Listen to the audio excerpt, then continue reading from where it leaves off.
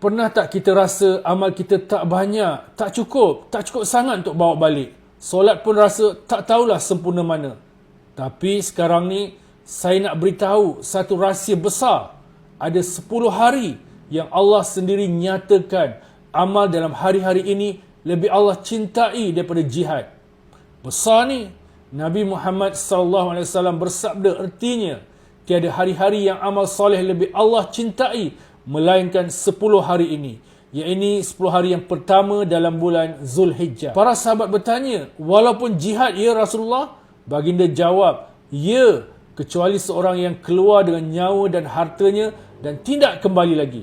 Hadis riwayat Bukhari. Juga pernah diceritakan tentang seorang lelaki biasa. Dia ni tak pergi jihad, tapi dia ikhlas beribadah siang dan malam dalam 10 hari Zulhijjah. Kemudian datang seorang yang mati syahid, yang mati di jalan Allah. Tapi Allah berkata, masuklah wahai orang yang beribadah tadi lebih dahulu ke syurga, kerana dia dahulu yang melayaniku di dunia. Kisah ini diriwayatkan dalam Lataif Al-Ma'rif oleh Ibnu Rajab. Jadi, apa yang patut kita buat dalam 10 hari pertama Zulhijjah ini? Pertama, puasalah sekurang-kurangnya hari Arafah, 9 Zulhijjah.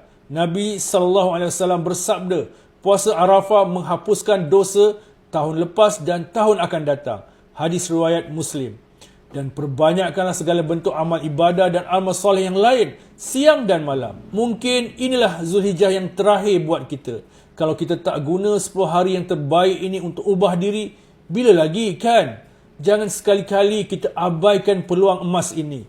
Rebutlah 10 hari teragung ini, lebih hebat dari jihad. Moga lebih awal kita dapat masuk syurga. Ingat ya, ia bermula pada malam di hari Rabu ini, 28 Mei 2025.